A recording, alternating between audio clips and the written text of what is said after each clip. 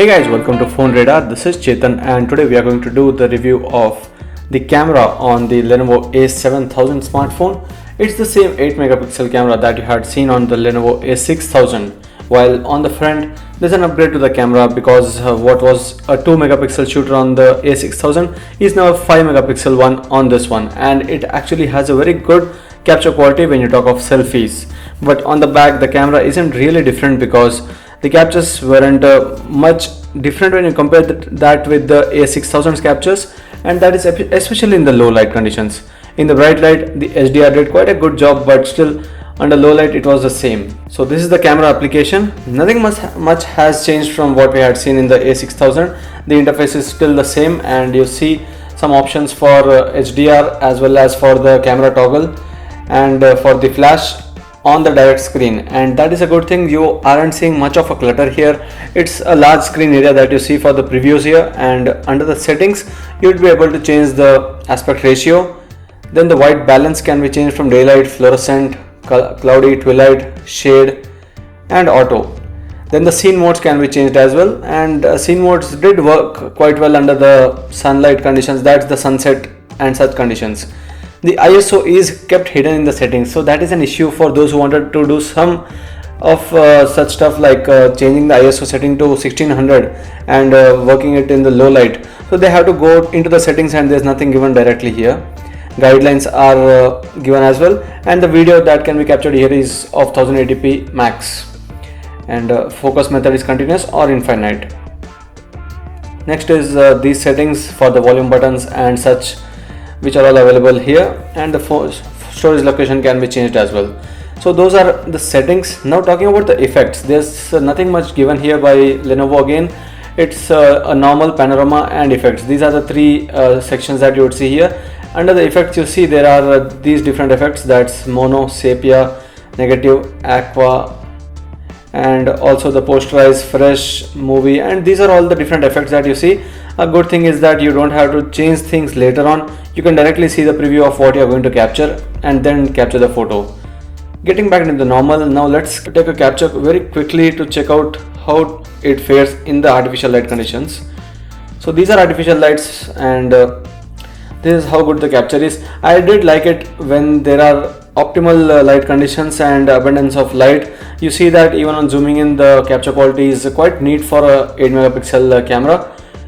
So when I'm taking a picture of something and there's something in the background, you see that there's some bokeh effect, and that is at least good that you don't have to later on try to defocus what is on the background. So these things get defocused, and the only object is this one on the focus here.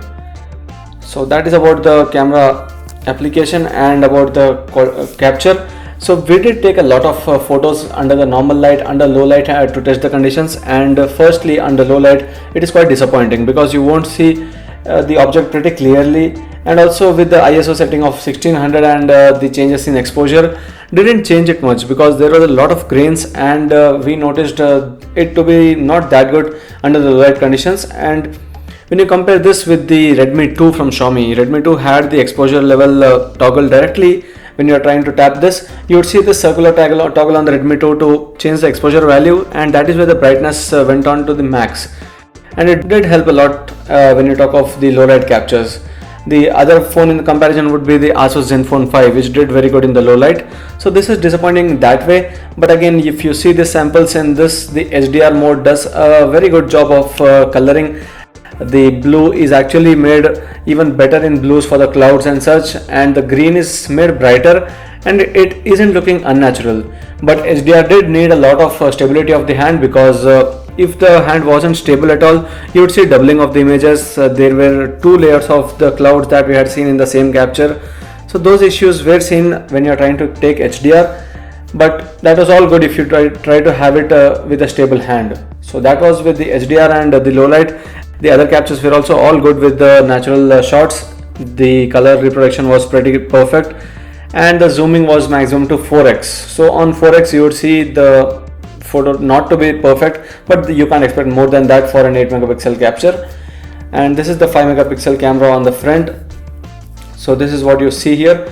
It's a lot shaky, because you would notice it to be not that good of quality, and there are some options here. This hand sign, blink, and also the timer available here with the tap and 3-second timer. So once you tap on that, it would take 3 seconds to take a capture, so that is good if at all you are trying to set yourself before the photo is taken. These are all the settings for the front facing camera. Video resolution can be a max of 1080p, so a full HD video can be taken here. And fill light, so fill light is the pink or chrome that you can change here. There's no LED flash on the front, so you can't expect that here, but still it's pretty decent on the front facing camera as well.